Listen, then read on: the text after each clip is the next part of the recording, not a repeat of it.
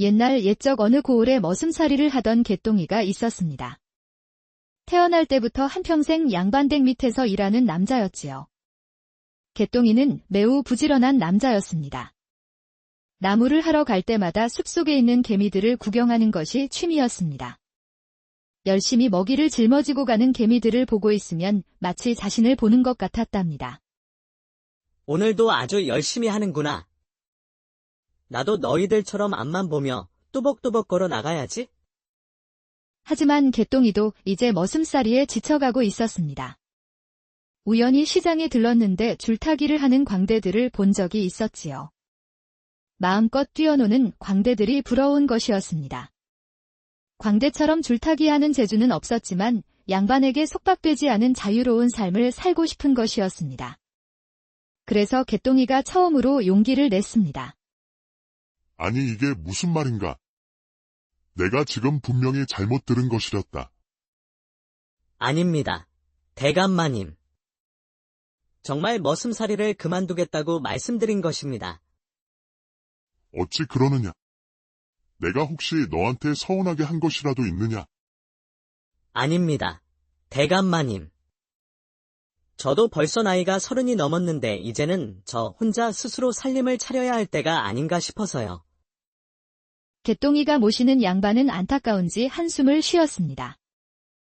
자네 부모님부터 대대로 우리 식솔로 지냈는데 이렇게 갑자기 떠난다고 하면 어쩌나? 자네만큼 충직한 사람이 또 어디 있다고? 그럼요. 대감마님. 대감마님은 저에게 아버지나 마찬가지 아닙니까? 그러니 이렇게 부탁드리는 것입니다. 이거 참, 마치 자식 떠나보내는 심정이구먼. 자네가 그런 마음을 먹었으니 어찌할 도리가 없구먼. 그래. 양반은 또 한숨을 푹 쉬더니 주머니 하나를 건네는 것이었습니다. 이거 받으시게. 300냥일세. 개똥이는 너무 놀라서 바로 큰 절을 올렸습니다. 아이고, 대감마님. 이게 다 무엇입니까? 세경이라고 생각하고 받아두게. 이참에 한양에 가서 실컷 구경이라도 하고 오게. 혹시라도 힘든 일이 있으면 언제든지 찾아오고. 개똥이는 눈물이 흘렀습니다. 그동안 평생 군말하지 않고 부지런히 일한 대가였지요. 자네 말대로 나는 아버지와 같은 사람이 아닌가? 그러니 부담 갖지 말고 이 돈 가지고 가게. 마음이 바뀌면 꼭 찾아오라고. 자네가 오면 무조건 반길 테니 말이야. 양반은 그렇게 허락하고 개똥이의 어깨를 다독여 주었습니다. 그리하여 개똥이는 양반이 건넨 400냥을 가지고 한양으로 향했습니다. 한양은 정말 신기한 것들 천지였습니다. 지금껏 보지 못했던 놀이들이 한양시장에서는 잔뜩 있는 것이었지요. 푸짐한 야채와 고기들이 있는 것을 보고 입이 딱 벌어지는 것이었습니다. 그렇게 한참 한양 구경에 빠졌던 개똥이는 지쳐서 주막에 들렀습니다. 그런데 이게 무슨 일인지 최근에 한양에서 돌림병이 돌고 있다는 것이었습니다. 주막에서도 전염이 무서워서 같이 식사를 하는 것도 꺼린다는 것이었지요. 한참 재밌게 구경하고 있었는데 이게 웬 날벼락이야. 그런데 개똥이가 솔깃할 이야기가 있었습니다. 그게 정말인가, 주모? 그렇다니까요. 최근에 그 점쟁이 모르는 동네 사람들이 없다 이 말입니다. 얼마나 용하길래 그러는가? 주모는 한참 떠들 것을 생각하니 신이 났는지 손님 앞에 있는 막걸리를 냅다 마시며 목을 축이는 것이었습니다. 저 옆 동네에 사는 말똥이라는 처녀 아시지요? 그 아이가 워낙 못생겨서 시집가기는 다 틀렸다고 하지 않았어. 그런데 그 점쟁이를 만나고 온 뒤로 혼인을 했다지 뭡니까? 아니, 어떻게 그렇게 못생긴 처녀가 시집을 갔단 말이야. 나도 자세히는 모르지요.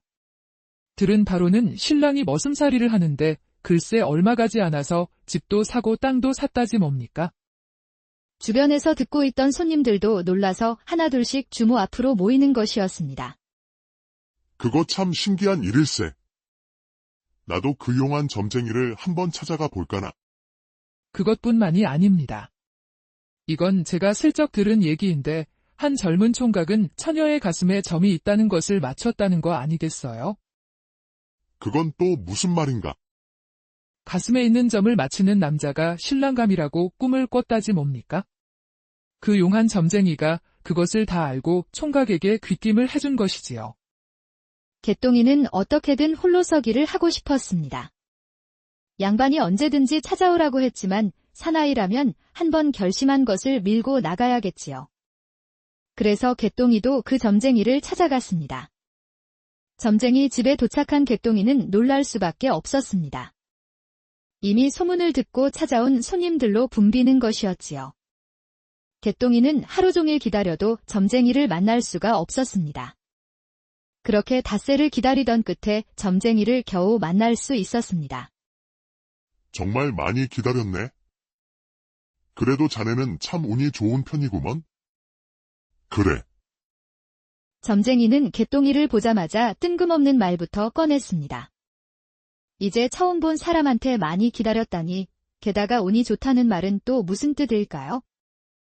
그게 무슨 말씀입니까?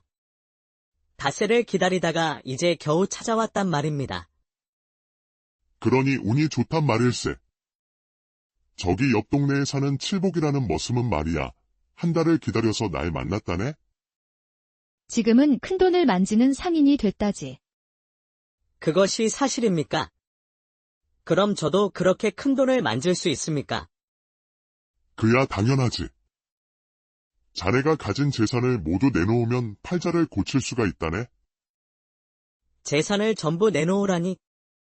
저도 머슴이라서 가진 돈이 별로 없습니다. 지금 330냥 정도 남았는가? 개똥이는 깜짝 놀랐습니다. 양반이 건넸던 400냥에서 숙식을 좀 빼고 났더니 정확히 330냥이 남은 것이었습니다. 그것을 영감님이 어찌 아셨습니까? 그 정도도 못 맞히면 점쟁이라고 할 수 없지. 그 330냥을 전부 나에게 주면 팔자를 고쳐주겠네? 하지만 개똥이는 선뜻 내놓을 수가 없었습니다.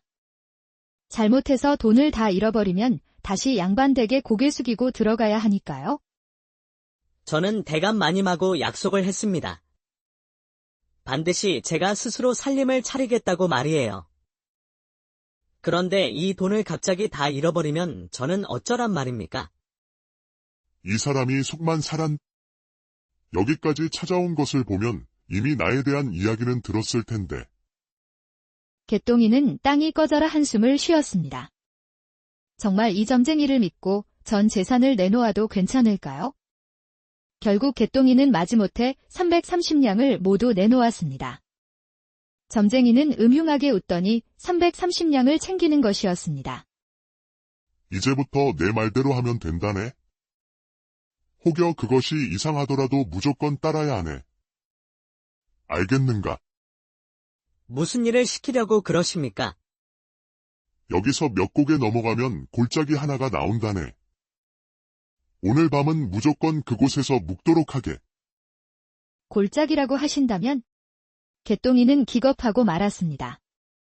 그곳은 돌림병으로 죽은 사람들이 있는 곳이었지요. 갑자기 돌림병으로 죽은 사람들을 처리할 수가 없으니 골짜기에 몰아넣은 것이었습니다. 어찌 저에게 그런 험한 곳으로 가란 말씀입니까?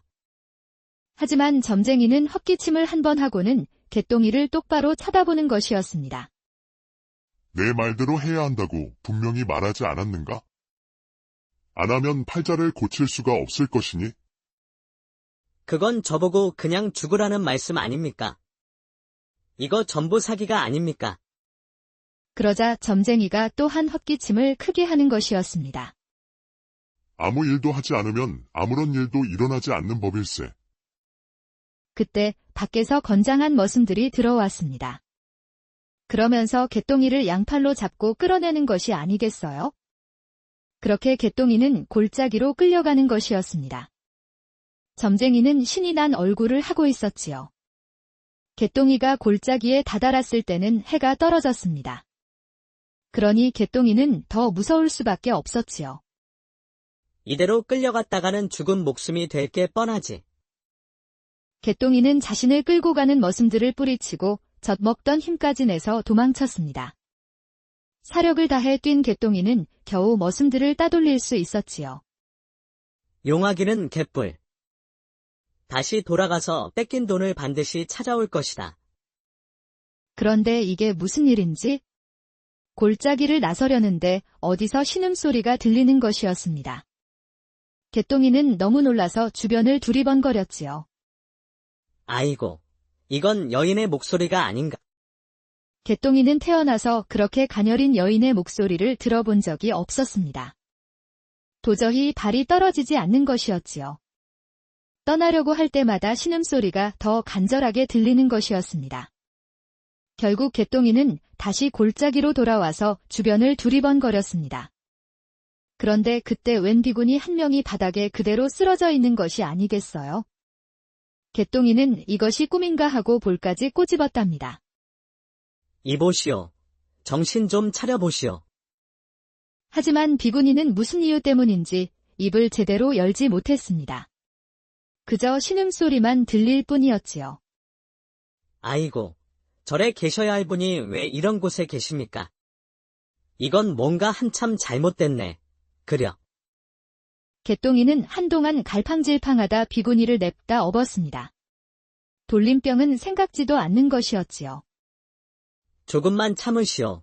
곧 의원한테 바래다 드릴 테니. 하지만 고을에 있는 의원들은 비구니를 받아주지 않는 것이었습니다. 골짜기에서 데리고 왔다고 하니 다들거리는 것이었지요. 어떤 의원은 재수 붙었다면서 오히려 개똥이를 내쫓는 것이었습니다. 사람들 인심이 이리 안 좋아서야. 개똥이는 하는 수 없이 구석에 있는 주막을 거처로 잡았습니다. 주모에게는 비밀로 하고 방에 비구니를 눕힌 것이었습니다. 조금만 기다리십시오.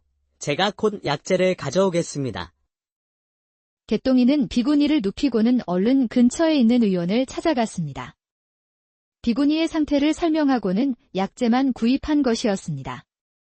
어떤 의원은 설마 돌림병을 얘기하는 것이라면 소용이 없다고 토로하는 것이었지요. 하지만 우리 개똥이는 좌절하지 않았습니다. 그렇게 험한 골짜기에서 업어왔으니 어떻게든 살리고야 말겠다고 다짐하였지요. 여기 약재 가져왔습니다. 의원님이 말씀하시길 어느 정도 기운은 차릴 수 있다고 하더이다. 힘드시겠지만 억지로라도 입에 넣으시지요. 그러자 비구니는 눈을 희미하게 뜨면서 억지로 약을 입안에 넣는 것이었습니다. 개똥이는 희망적인 미소를 짓더니 수저로 약을 떠서 비구니 입에 넣어 주었습니다. 그렇게 보름이 지났습니다. 계속 누워있기만 하던 비구니가 조금씩 기운을 차리는 것이었습니다. 그동안 개똥이는 주마기를 도우면서 생계를 이어가고 있었습니다. 점쟁이에게 찾아가서 330냥을 돌려받으려고 했지만 건장한 머슴들이 막고 서 있으니 도리가 없는 것이었지요. 이렇게 사기를 당하다니? 아이고, 내 팔자야.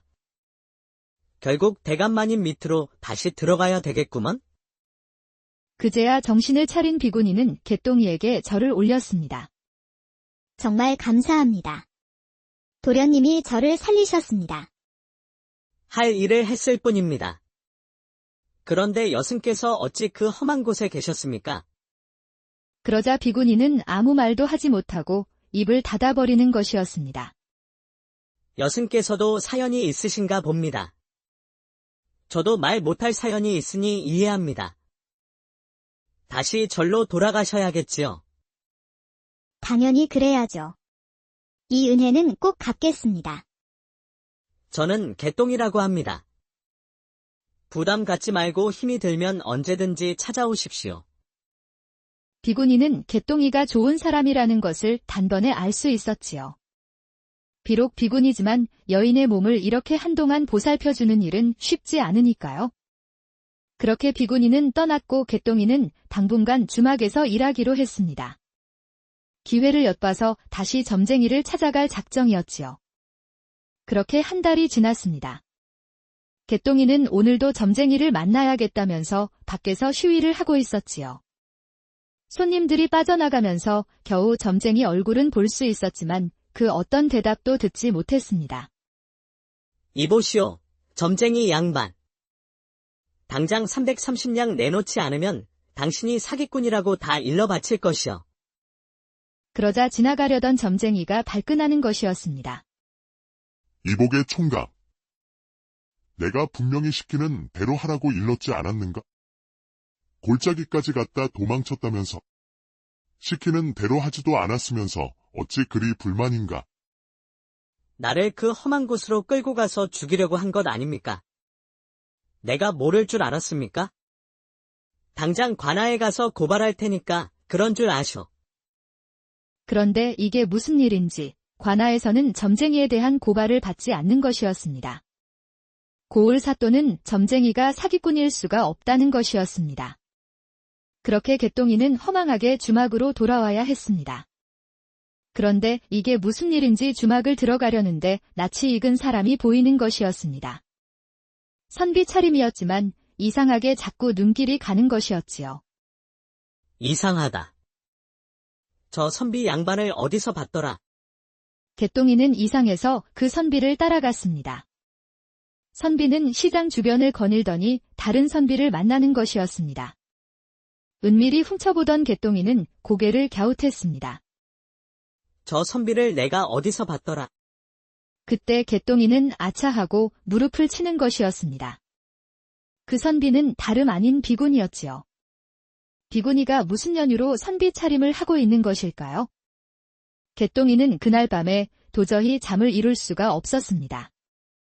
비구니가 선비 차림을 한 것도 이상했지만 그 아리따운 얼굴을 잊을 수가 없었지요. 개똥이는 자기도 모르게 비구니의 얼굴이 떠오르면서 배시시하고 웃는 것이었습니다. 결국 개똥이는 다시 그 비구니를 만났던 장소를 돌아다녔습니다. 그렇게 보름이 지나서 다시 그 비구니를 목격한 것이었지요. 개똥이는 얼른 뒤쫓아가서 비구니를 불렀습니다. 혹시 전에 골짜기에서 뵙던 여승이십니까? 그러자 선비 차림을 한 비구니가 깜짝 놀라는 것이었습니다.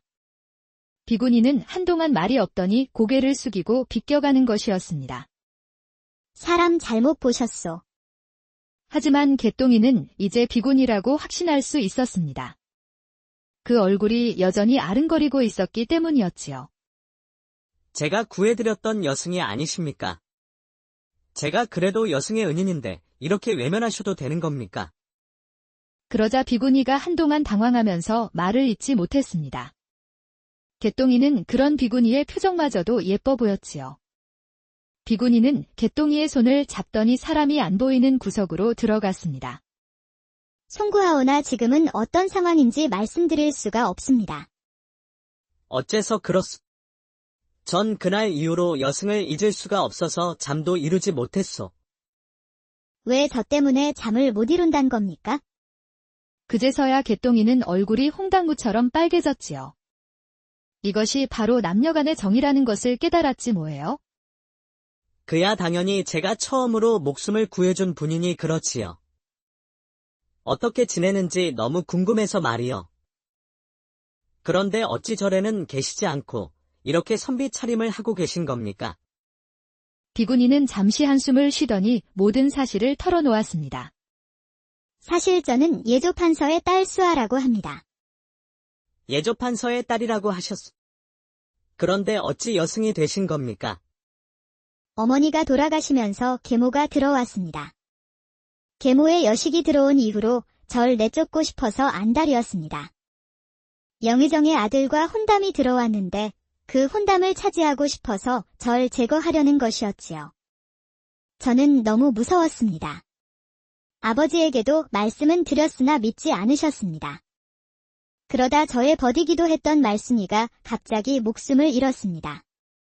계모의 여식이 무슨 짓을 꾸미는지 알아보겠다고 하더니 갑자기 돌림병으로 숨을 거둔 것이었습니다. 저는 너무 이상해서 말순이가 무슨 일을 당한 것인지 조사해 보았지요. 아버지도 그렇고 모두 말순이가 여종이라고 신경도 쓰지 않았습니다. 수아는 갑자기 눈시울을 붉혔습니다.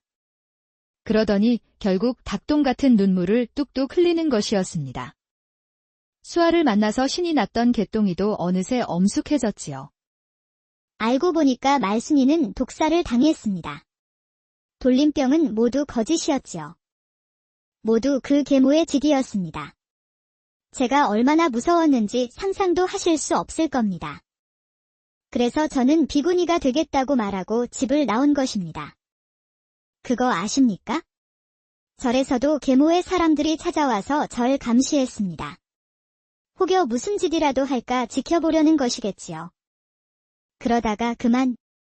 수아는 갑자기 손을 벌벌 떨었습니다. 최근 돌림병으로 사람들이 죽는다고 하니 아마 이때를 기회로 여긴 것 같습니다. 절에 있는 저를 납치하여 그 골짜기로 데려간 것입니다. 듣고 있던 개똥이는 화가 치밀었습니다. 그것들은 사람이 아니구먼. 어찌 사람의 탈을 쓰고 그럴 수가 있단 말입니까? 마침 도련님이 나타나셔서 제가 목숨을 구한 것입니다. 제가 아씨의 목숨을 구한 것이라고. 그렇습니다. 저를 납치한 자객들이 사람의 발걸음 소리가 들리니 도망친 겁니다. 개똥이는 생각만 해도 가슴이 철렁 내려앉았습니다. 정말 간발의 차이였구먼. 그럼 아씨가 만났던 그 선비는 누굽니까? 아버지의 책사입니다. 유일하게 저를 믿어준 분이지요. 그분도 저처럼 계모를 의심하고 있습니다. 수아가 갑자기 개똥이의 손을 잡았습니다. 도련님, 부디 한 달만 기다려주시면 안 되겠습니까? 한 달 이후에 제가 모든 은혜를 갚겠습니다. 부디 기다려주십시오. 그렇게 개똥이는 주막으로 돌아와서 수아가 일러준 대로 한 달을 기다리기로 했습니다. 그런데 보름이 지난 어느 날 어떤 손님이 이상한 말을 하는 것이었습니다. 어느 양반 댁에서 곧 상을 치른다는 것이었지요. 얼마 전에 비구니가 된 딸이 목숨을 잃었다는 소문에 정신을 잃었다는 겁니다. 바로 수아의 아버지 예조판서였지요. 악불싸.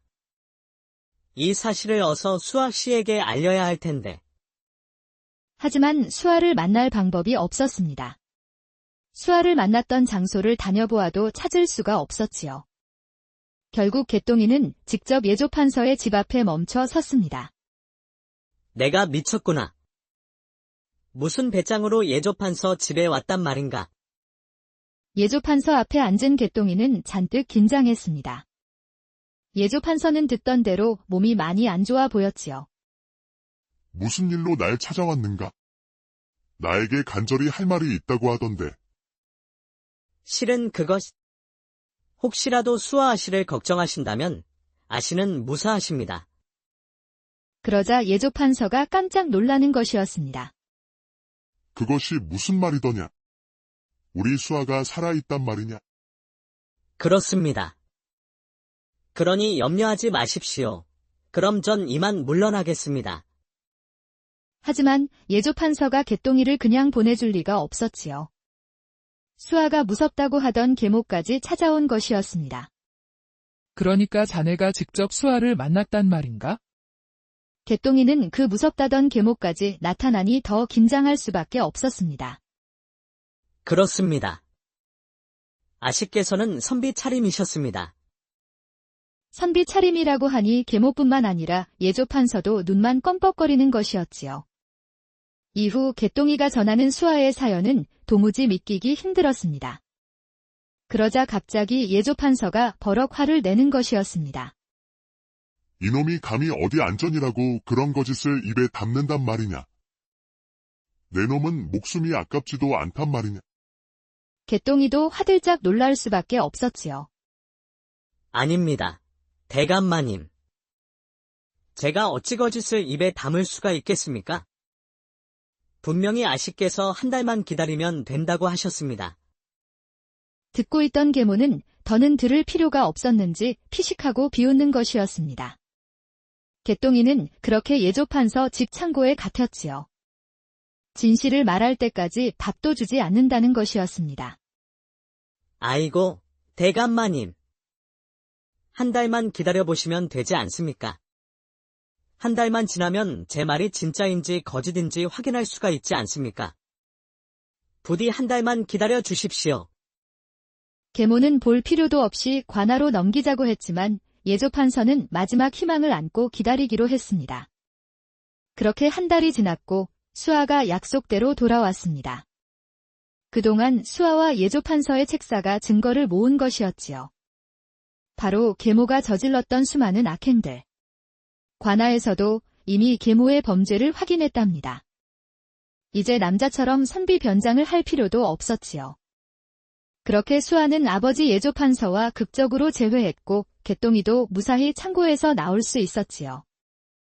예조판서는 개똥이에게 집과 땅까지 주었습니다. 이제 정말 개똥이가 홀로 서기에 성공한 것이었지요. 개똥이도 이제 어엿한 양반 집안 사람이 된 것입니다. 그러던 어느 날 예조판서가 개똥이를 불렀습니다. 우리 수아를 살려준 은혜로 집과 땅까지 주었네만 아무리 생각해봐도 그 은혜를 다 갚지 못한 것 같구먼. 이복의 개똥이, 혹시 자네가 원하는 것이 따로 있는가? 걱정하지 말고 허심탄회하게 말해보게. 개똥이는 잠시 망설이더니 배시시하고 웃는 것이었습니다. 사실 제가 아직 장가를 못 갔습니다. 대감마님. 예조판서는 호탕하게 웃었습니다. 내 정신 좀 보게.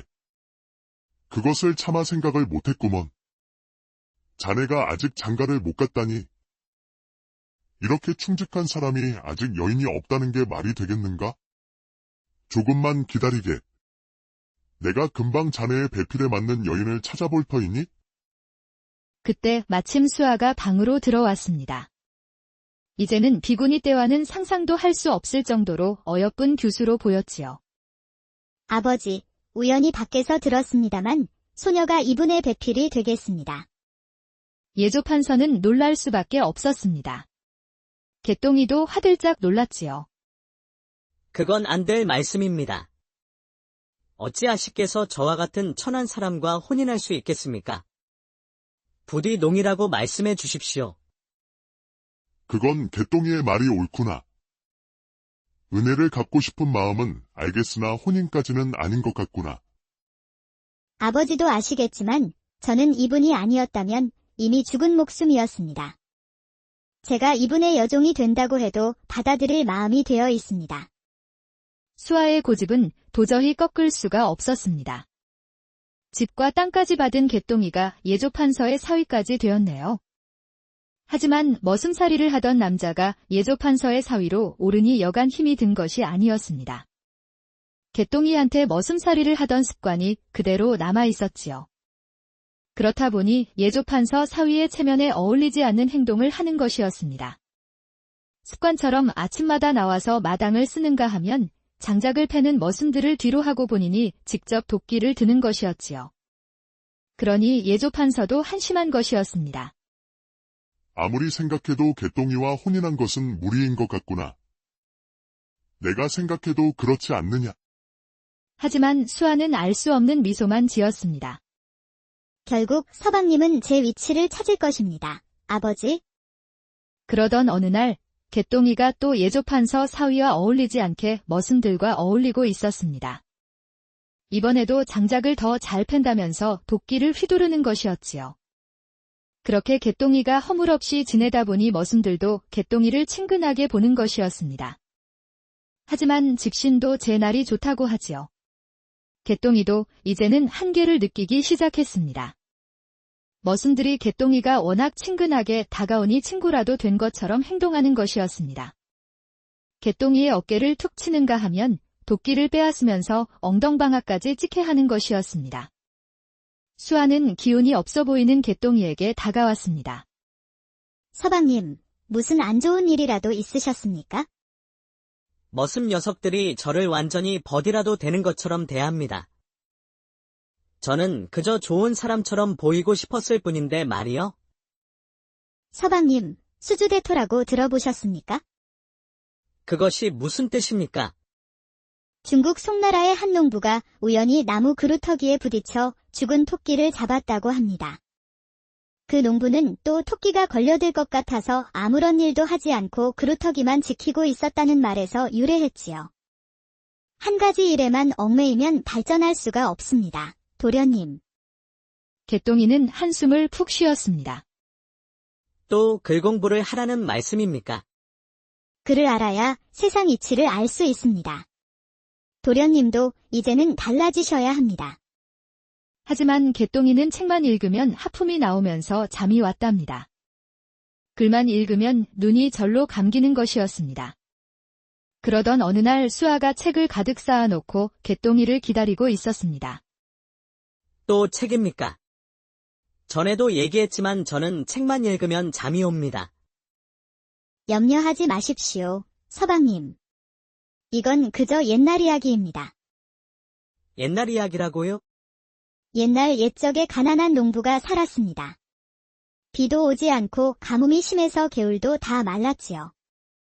그러다가 늑대 2마리가 들이닥쳐서 가축들까지 해쳤습니다. 농부는 동네 사람들과 함께 늑대를 잡으려고 몰래 지켜보고 있었지요. 늑대 2마리가 한참 마당 앞에서 기웃거렸으니 함께 잡을 좋은 기회였지요. 하지만 농부는 산으로 돌아가는 늑대들을 그냥 보기만 했습니다. 아니, 왜 그냥 보기만 합니까? 얼른 화살이라도 쏴서 잡아야지. 알고 보니 늑대 2마리가 서로 가축을 놓고 욕심을 부리다가 싸웠던 것이지요. 늑대들은 한 마리가 지쳐 쓰러질 때까지 싸웠습니다. 그때까지 지켜봤다가 동네 사람들과 함께 잡았답니다. 그거 참 똑똑한 농부네요. 다음 이야기는 또 없습니까?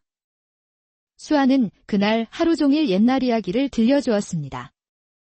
개똥이는 옛날 이야기가 재밌어서 자정이 넘어도 잠이 오지 않았지요. 그러다 수아가 책을 덮었습니다. 이제는 서방님이 읽으세요. 옛날 이야기는 재미가 있으니 글 공부에도 도움이 될 것입니다. 개똥이는 실망한 얼굴이었지만 수아의 말대로 글 공부에 재미를 붙이기 시작했습니다. 나중에는 글이 알고 싶어져서 서당에도 들어갔습니다. 아이들과 함께 공부를 하고 있으니 예조판서는 정말 창피했답니다. 아버지, 다 저에게 생각이 있으니 너무 염려하지 마십시오. 사연을 들은 예조판서는 껄껄하고 웃는 것이었습니다. 그건 내가 너에게 글 공부를 시킬 때 써먹었던 거 아니냐? 그렇습니다. 아버지. 저도 어릴 때 책 읽는 것이 얼마나 싫었습니까? 아버지 방법을 그대로 썼습니다. 그렇게 세월이 흘렀고 개똥이는 이제 어엿한 선비가 되었습니다. 누가 봐도 양반 사람처럼 보였지요. 개똥이와 잘 지냈던 머슴들도 못 알아볼 정도였습니다. 마당을 청소하고 장작을 패던 습관도 모두 사라졌답니다. 오늘도 글 공부를 마치고 집으로 돌아가는데 집 앞에서 울음소리가 들리는 것이었습니다. 어르신, 무슨 병고라도 있습니까? 세상에, 이 집에 이사를 온 부부가 하루아침에 요절했다지 뭡니까? 이사를 온 지가 일주일도 안 됐다고 하던데, 그 소문이 아무래도 사실인가 보네? 무슨 소문 말씀입니까? 이 집에 이사를 온 사람들은 1년도 되지 않아서 모두 죽는다고 말이지요. 얼마나 무서운 소문입니까? 그런데 개똥이는 희미한 미소를 짓는 것이었습니다.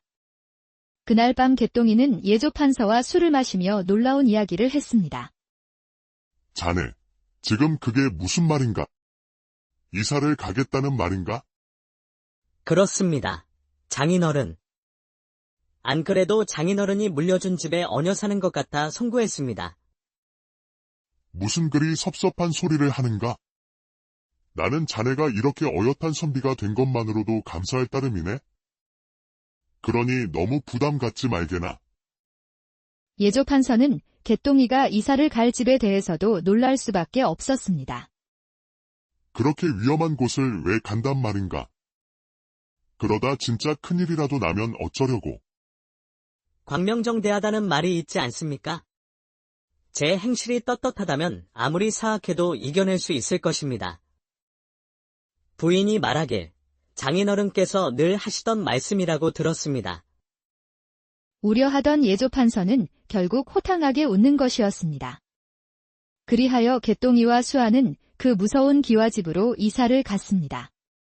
함께 짐을 나르던 머슴들도 무서워서 다들 도망을 가는 것이었지요. 남은 사람은 개똥이와 수아뿐이었습니다. 송구하오, 부인. 이런 집으로 갑자기 이사를 오게 돼서 전 오히려 서방님의 배포에 감복하였습니다. 분명 이 집에 문제가 있을 것입니다. 그 문제만 해결하면 정말 좋은 집이 아닙니까? 수아의 말대로 기와집은 겉보기에 정말 훌륭했습니다. 양반들 누구라도 이 기와집에서 살고 싶을 정도였지요. 그런데 개똥이는 의미심장한 미소를 짓더니 기와집에 있는 것들을 모두 엉망으로 만드는 것이었습니다. 이게 어인 일입니까, 서방님? 부인은 저를 믿으시오. 당연히 믿지요. 그럼 저만 믿고 그대로 따라만 주시오.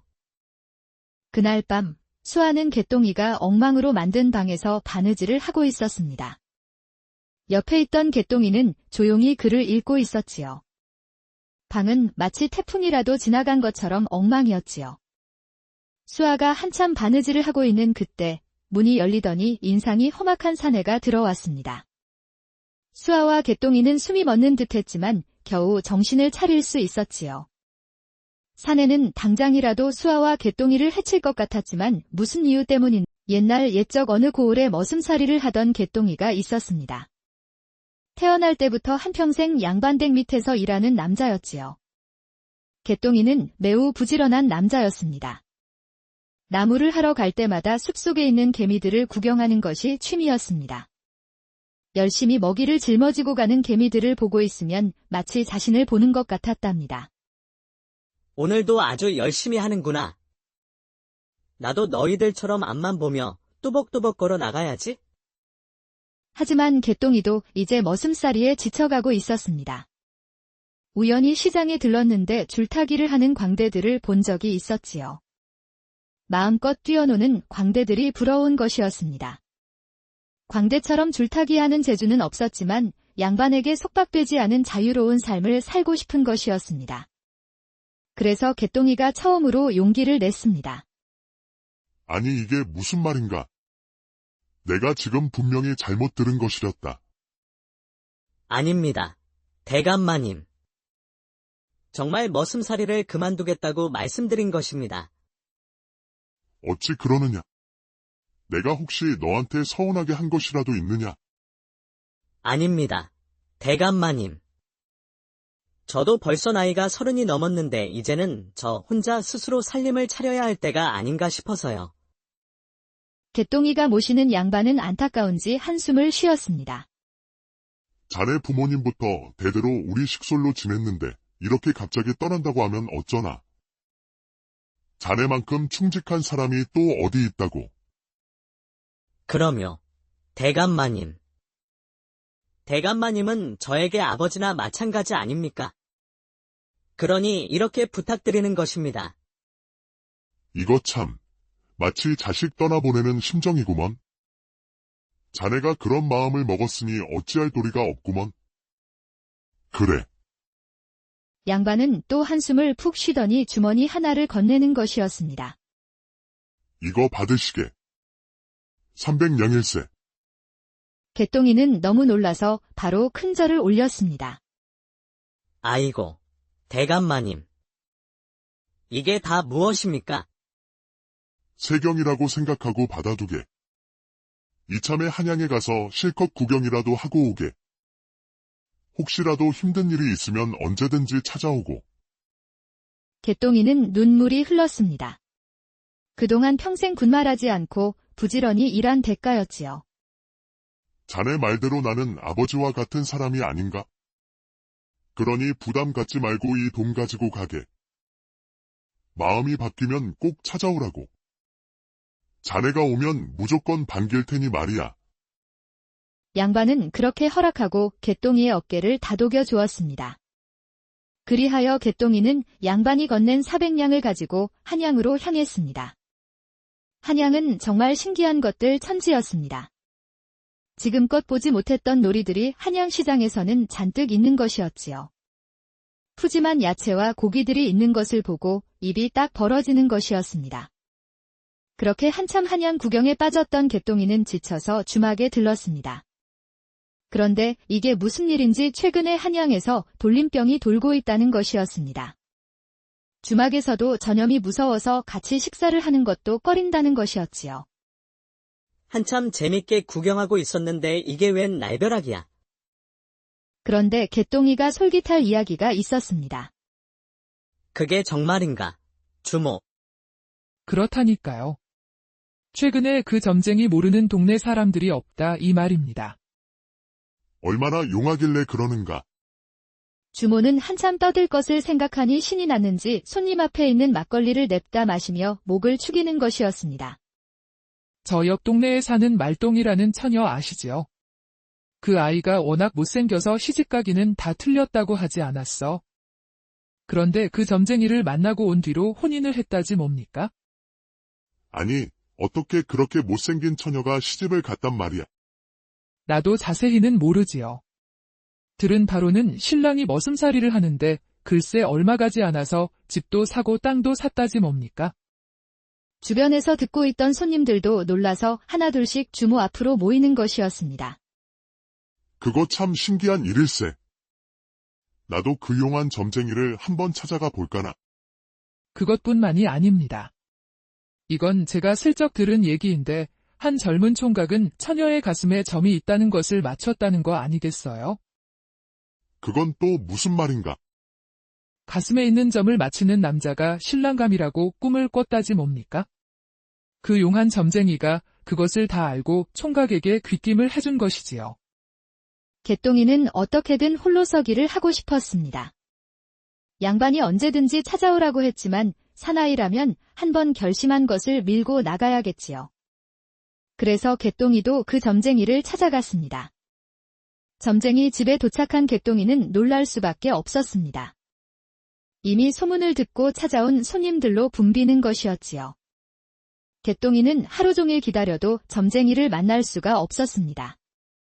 그렇게 닷새를 기다리던 끝에 점쟁이를 겨우 만날 수 있었습니다. 정말 많이 기다렸네.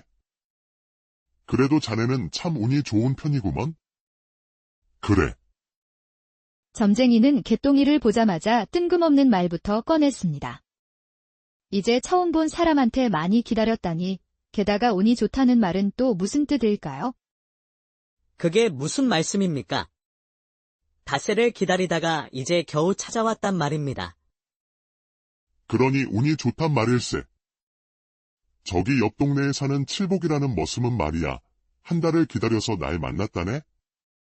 지금은 큰돈을 만지는 상인이 됐다지. 그것이 사실입니까? 그럼 저도 그렇게 큰 돈을 만질 수 있습니까? 그야 당연하지. 자네가 가진 재산을 모두 내놓으면 팔자를 고칠 수가 있다네? 재산을 전부 내놓으라니. 저도 머슴이라서 가진 돈이 별로 없습니다. 지금 330냥 정도 남았는가? 개똥이는 깜짝 놀랐습니다. 양반이 건넸던 400냥에서 숙식을 좀 빼고 났더니 정확히 330냥이 남은 것이었습니다. 그것을 영감님이 어찌 아셨습니까? 그 정도도 못 맞히면 점쟁이라고 할 수 없지. 그 330냥을 전부 나에게 주면 팔자를 고쳐주겠네? 하지만 개똥이는 선뜻 내놓을 수가 없었습니다. 잘못해서 돈을 다 잃어버리면 다시 양반 댁에 고개 숙이고 들어가야 하니까요. 저는 대감 마님하고 약속을 했습니다. 반드시 제가 스스로 살림을 차리겠다고 말이에요. 그런데 이 돈을 갑자기 다 잃어버리면 저는 어쩌란 말입니까? 이 사람이 속만 사람. 여기까지 찾아온 것을 보면 이미 나에 대한 이야기는 들었을 텐데.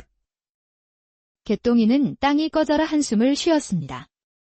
정말 이 점쟁이를 믿고 전 재산을 내놓아도 괜찮을까요? 결국 개똥이는 마지못해 330냥을 모두 내놓았습니다.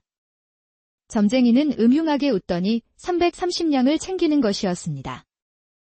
이제부터 내 말대로 하면 된다네. 혹여 그것이 이상하더라도 무조건 따라야 하네. 알겠는가? 무슨 일을 시키려고 그러십니까? 여기서 몇 곡에 넘어가면 골짜기 하나가 나온다네. 오늘 밤은 무조건 그곳에서 묵도록 하게. 골짜기라고 하신다면? 개똥이는 기겁하고 말았습니다. 그곳은 돌림병으로 죽은 사람들이 있는 곳이었지요. 갑자기 돌림병으로 죽은 사람들을 처리할 수가 없으니 골짜기에 몰아넣은 것이었습니다. 어찌 저에게 그런 험한 곳으로 가란 말씀입니까? 하지만 점쟁이는 헛기침을 한 번 하고는 개똥이를 똑바로 쳐다보는 것이었습니다. 내 말대로 해야 한다고 분명히 말하지 않았는가? 안 하면 팔자를 고칠 수가 없을 것이니? 그건 저보고 그냥 죽으라는 말씀 아닙니까? 이거 전부 사기가 아닙니까? 그러자 점쟁이가 또 한 헛기침을 크게 하는 것이었습니다. 아무 일도 하지 않으면 아무런 일도 일어나지 않는 법일세. 그때 밖에서 건장한 머슴들이 들어왔습니다. 그러면서 개똥이를 양팔로 잡고 끌어내는 것이 아니겠어요? 그렇게 개똥이는 골짜기로 끌려가는 것이었습니다. 점쟁이는 신이 난 얼굴을 하고 있었지요. 개똥이가 골짜기에 다다랐을 때는 해가 떨어졌습니다. 그러니 개똥이는 더 무서울 수밖에 없었지요. 이대로 끌려갔다가는 죽은 목숨이 될 게 뻔하지. 개똥이는 자신을 끌고 가는 머슴들을 뿌리치고 젖먹던 힘까지 내서 도망쳤습니다. 사력을 다해 뛴 개똥이는 겨우 머슴들을 따돌릴 수 있었지요. 용하기는 개뿔. 다시 돌아가서 뺏긴 돈을 반드시 찾아올 것이다. 그런데 이게 무슨 일인지? 골짜기를 나서려는데 어디서 신음소리가 들리는 것이었습니다. 개똥이는 너무 놀라서 주변을 두리번거렸지요. 아이고, 이건 여인의 목소리가 아닌가. 개똥이는 태어나서 그렇게 가녀린 여인의 목소리를 들어본 적이 없었습니다. 도저히 발이 떨어지지 않는 것이었지요. 떠나려고 할 때마다 신음소리가 더 간절하게 들리는 것이었습니다. 결국 개똥이는 다시 골짜기로 돌아와서 주변을 두리번거렸습니다. 그런데 그때 웬 비구니 한 명이 바닥에 그대로 쓰러져 있는 것이 아니겠어요? 개똥이는 이것이 꿈인가 하고 볼까지 꼬집었답니다. 이보시오. 정신 좀 차려보시오. 하지만 비구니는 무슨 이유 때문인지 입을 제대로 열지 못했습니다. 그저 신음소리만 들릴 뿐이었지요. 아이고, 절에 계셔야 할 분이 왜 이런 곳에 계십니까? 이건 뭔가 한참 잘못됐네. 그려. 개똥이는 한동안 갈팡질팡하다 비구니를 냅다 업었습니다. 돌림병은 생각지도 않는 것이었지요. 조금만 참으시오. 곧 의원한테 바래다 드릴 테니. 하지만 고을에 있는 의원들은 비구니를 받아주지 않는 것이었습니다. 골짜기에서 데리고 왔다고 하니 다들거리는 것이었지요. 어떤 의원은 재수 붙었다면서 오히려 개똥이를 내쫓는 것이었습니다. 사람들 인심이 이리 안 좋아서야. 개똥이는 하는 수 없이 구석에 있는 주막을 거처로 잡았습니다. 주모에게는 비밀로 하고 방에 비구니를 눕힌 것이었습니다. 조금만 기다리십시오. 제가 곧 약재를 가져오겠습니다. 개똥이는 비구니를 눕히고는 얼른 근처에 있는 의원을 찾아갔습니다. 비구니의 상태를 설명하고는 약재만 구입한 것이었습니다. 어떤 의원은 설마 돌림병을 얘기하는 것이라면 소용이 없다고 토로하는 것이었지요. 하지만 우리 개똥이는 좌절하지 않았습니다. 그렇게 험한 골짜기에서 업어왔으니 어떻게든 살리고야 말겠다고 다짐하였지요. 여기 약재 가져왔습니다. 의원님이 말씀하시길 어느 정도 기운은 차릴 수 있다고 하더이다. 힘드시겠지만 억지로라도 입에 넣으시지요. 그러자 비구니는 눈을 희미하게 뜨면서 억지로 약을 입안에 넣는 것이었습니다. 개똥이는 희망적인 미소를 짓더니 수저로 약을 떠서 비구니 입에 넣어 주었습니다. 그렇게 보름이 지났습니다. 계속 누워있기만 하던 비구니가 조금씩 기운을 차리는 것이었습니다. 그동안 개똥이는 주마기를 도우면서 생계를 이어가고 있었습니다. 점쟁이에게 찾아가서 330냥을 돌려받으려고 했지만 건장한 머슴들이 막고 서 있으니 도리가 없는 것이었지요. 이렇게 사기를 당하다니? 아이고, 내 팔자야. 결국 대감마님 밑으로 다시 들어가야 되겠구먼? 그제야 정신을 차린 비구니는 개똥이에게 절을 올렸습니다. 정말 감사합니다. 도련님이 저를 살리셨습니다. 할 일을 했을 뿐입니다. 그런데 여승께서 어찌 그 험한 곳에 계셨습니까? 그러자 비구니는 아무 말도 하지 못하고 입을 닫아버리는 것이었습니다. 여승께서도 사연이 있으신가 봅니다. 저도 말 못할 사연이 있으니 이해합니다. 다시 절로 돌아가셔야겠지요. 당연히 그래야죠. 이 은혜는 꼭 갚겠습니다. 저는 개똥이라고 합니다. 부담 갖지 말고 힘이 들면 언제든지 찾아오십시오. 비구니는 개똥이가 좋은 사람이라는 것을 단번에 알 수 있었지요. 비록 비구니지만 여인의 몸을 이렇게 한동안 보살펴주는 일은 쉽지 않으니까요. 그렇게 비구니는 떠났고 개똥이는 당분간 주막에서 일하기로 했습니다. 기회를 엿봐서 다시 점쟁이를 찾아갈 작정이었지요. 그렇게 한 달이 지났습니다. 개똥이는 오늘도 점쟁이를 만나야겠다면서 밖에서 시위를 하고 있었지요. 손님들이 빠져나가면서 겨우 점쟁이 얼굴은 볼 수 있었지만 그 어떤 대답도 듣지 못했습니다.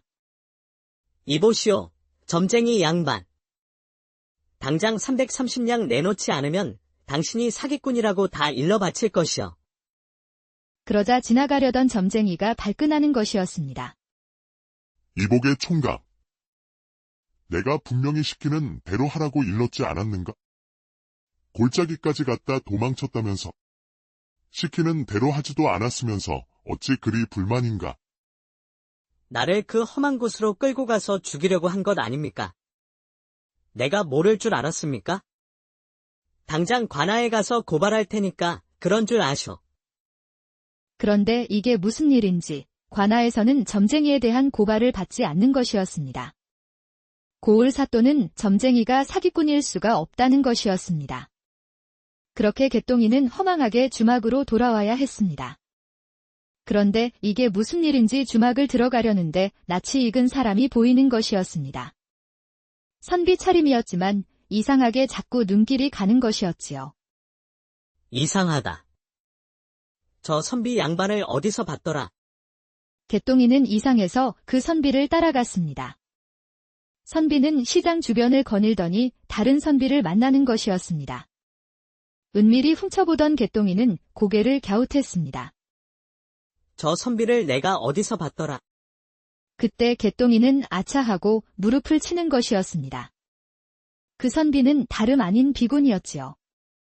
비구니가 무슨 연유로 선비 차림을 하고 있는 것일까요? 개똥이는 그날 밤에 도저히 잠을 이룰 수가 없었습니다. 비구니가 선비 차림을 한 것도 이상했지만 그 아리따운 얼굴을 잊을 수가 없었지요. 개똥이는 자기도 모르게 비구니의 얼굴이 떠오르면서 배시시하고 웃는 것이었습니다.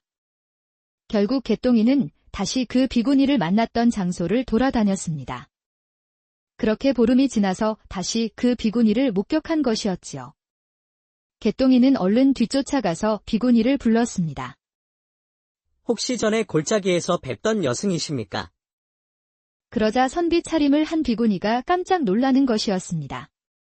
비구니는 한동안 말이 없더니 고개를 숙이고 비껴가는 것이었습니다. 사람 잘못 보셨소. 하지만 개똥이는 이제 비구니라고 확신할 수 있었습니다. 그 얼굴이 여전히 아른거리고 있었기 때문이었지요. 제가 구해드렸던 여승이 아니십니까? 제가 그래도 여승의 은인인데 이렇게 외면하셔도 되는 겁니까? 그러자 비구니가 한동안 당황하면서 말을 잇지 못했습니다.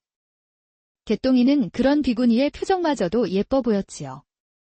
비구니는 개똥이의 손을 잡더니 사람이 안 보이는 구석으로 들어갔습니다. 송구하오나 지금은 어떤 상황인지 말씀드릴 수가 없습니다. 어째서 전 그날 이후로 여승을 잊을 수가 없어서 잠도 이루지 못했소. 왜 저 때문에 잠을 못 이룬단 겁니까? 그제서야 개똥이는 얼굴이 홍당무처럼 빨개졌지요. 이것이 바로 남녀간의 정이라는 것을 깨달았지 뭐예요? 그야 당연히 제가 처음으로 목숨을 구해준 분이니 그렇지요. 어떻게 지내는지 너무 궁금해서 말이요. 그런데 어찌 절에는 계시지 않고 이렇게 선비 차림을 하고 계신 겁니까? 비구니는 잠시 한숨을 쉬더니 모든 사실을 털어놓았습니다. 사실 저는 예조판서의 딸 수아라고 합니다. 예조판서의 딸이라고 하셨소. 그런데 어찌 여승이 되신 겁니까? 어머니가 돌아가시면서 계모가 들어왔습니다. 계모의 여식이 들어온 이후로 절 내쫓고 싶어서 안달이었습니다. 영의정의 아들과 혼담이 들어왔는데 그 혼담을 차지하고 싶어서 절 제거하려는 것이었지요. 저는 너무 무서웠습니다. 아버지에게도 말씀은 드렸으나 믿지 않으셨습니다. 그러다 저의 버디기도 했던 말순이가 갑자기 목숨을 잃었습니다. 계모의 여식이 무슨 짓을 꾸미는지 알아보겠다고 하더니 갑자기 돌림병으로 숨을 거둔 것이었습니다. 저는 너무 이상해서 말순이가 무슨 일을 당한 것인지 조사해 보았지요. 아버지도 그렇고 모두 말순이가 여종이라고 신경도 쓰지 않았습니다. 수아는 갑자기 눈시울을 붉혔습니다. 그러더니 결국 닭똥 같은 눈물을 뚝뚝 흘리는 것이었습니다. 수아를 만나서 신이 났던 개똥이도 어느새 엄숙해졌지요. 알고 보니까 말순이는 독사를 당했습니다. 돌림병은 모두 거짓이었지요. 모두 그 계모의 직이었습니다. 제가 얼마나 무서웠는지 상상도 하실 수 없을 겁니다. 그래서 저는 비구니가 되겠다고 말하고 집을 나온 것입니다. 그거 아십니까? 절에서도 계모의 사람들이 찾아와서 절 감시했습니다. 혹여 무슨 짓이라도 할까 지켜보려는 것이겠지요. 그러다가 그만. 수아는 갑자기 손을 벌벌 떨었습니다. 최근 돌림병으로 사람들이 죽는다고 하니 아마 이때를 기회로 여긴 것 같습니다. 절에 있는 저를 납치하여 그 골짜기로 데려간 것입니다. 듣고 있던 개똥이는 화가 치밀었습니다. 그것들은 사람이 아니구먼. 어찌 사람의 탈을 쓰고 그럴 수가 있단 말입니까? 마침 도련님이 나타나셔서 제가 목숨을 구한 것입니다. 제가 아씨의 목숨을 구한 것이라고. 그렇습니다. 저를 납치한 자객들이 사람의 발걸음 소리가 들리니 도망친 겁니다. 개똥이는 생각만 해도 가슴이 철렁 내려앉았습니다. 정말 간발의 차이였구먼. 그럼 아씨가 만났던 그 선비는 누굽니까? 아버지의 책사입니다. 유일하게 저를 믿어준 분이지요. 그분도 저처럼 계모를 의심하고 있습니다. 수아가 갑자기 개똥이의 손을 잡았습니다. 도련님, 부디 한 달만 기다려주시면 안 되겠습니까? 한 달 이후에 제가 모든 은혜를 갚겠습니다. 부디 기다려주십시오. 그렇게 개똥이는 주막으로 돌아와서 수아가 일러준 대로 한 달을 기다리기로 했습니다. 그런데 보름이 지난 어느 날 어떤 손님이 이상한 말을 하는 것이었습니다. 어느 양반 댁에서 곧 상을 치른다는 것이었지요. 얼마 전에 비구니가 된 딸이 목숨을 잃었다는 소문에 정신을 잃었다는 겁니다. 바로 수아의 아버지 예조판서였지요. 앞불싸. 이 사실을 어서 수아 씨에게 알려야 할 텐데. 하지만 수아를 만날 방법이 없었습니다. 수아를 만났던 장소를 다녀보아도 찾을 수가 없었지요.